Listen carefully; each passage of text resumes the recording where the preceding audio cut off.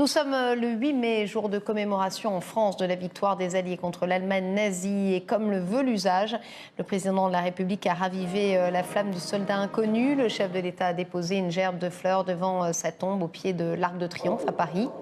Emmanuel Macron, accompagné du Premier ministre Édouard Philippe, a également passé en revue les troupes de l'armée française sur les Champs-Élysées.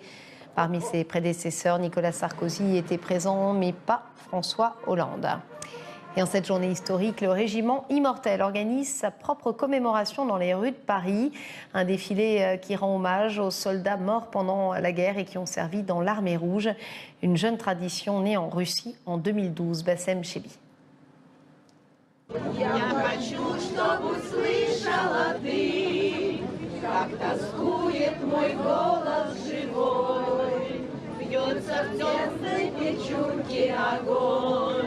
Tous réunis aujourd'hui pour la marche du régiment Immortel. Ce sont quelques centaines de personnes à s'être donné rendez-vous ici, place de la bataille de Stalingrad à Paris, pour rendre hommage à ces hommes anciens du bloc soviétique à être tombés pendant la Seconde Guerre mondiale contre le nazisme.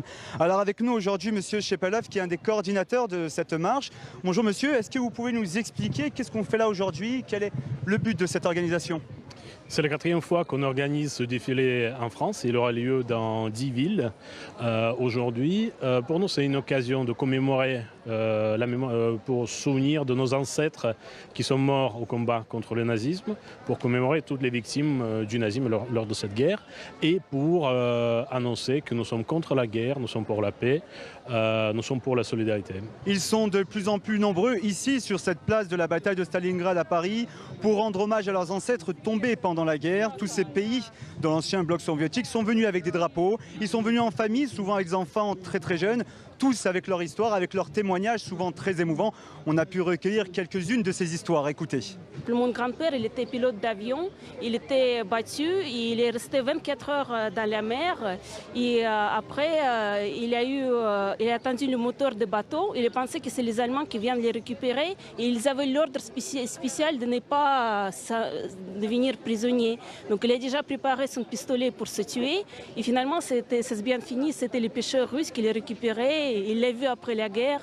Moi, par exemple, je suis russe et le monsieur, il est bélarusse. Oui. Mais notre grand-père, ils sont battus contre les fascistes ensemble, dans la même armée russe. C'est pour ça que vous allez voir les autres drapeaux de l'autre nationalité qui étaient avec nous pour se battre contre. Durant la Seconde Guerre mondiale, on a eu beaucoup d'acteurs de différents pays qui ont participé et ça a touché beaucoup de monde dans toute l'Europe et même à l'extérieur de l'Europe.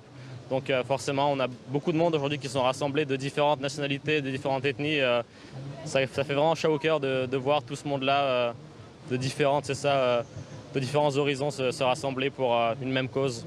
Il n'y a pas aujourd'hui, moi je suis russe, vous êtes français, vous êtes un étranger. Aujourd'hui, il n'y a pas de nation. Aujourd'hui, nous sommes tous réunis pour la bonne cause, pour la paix.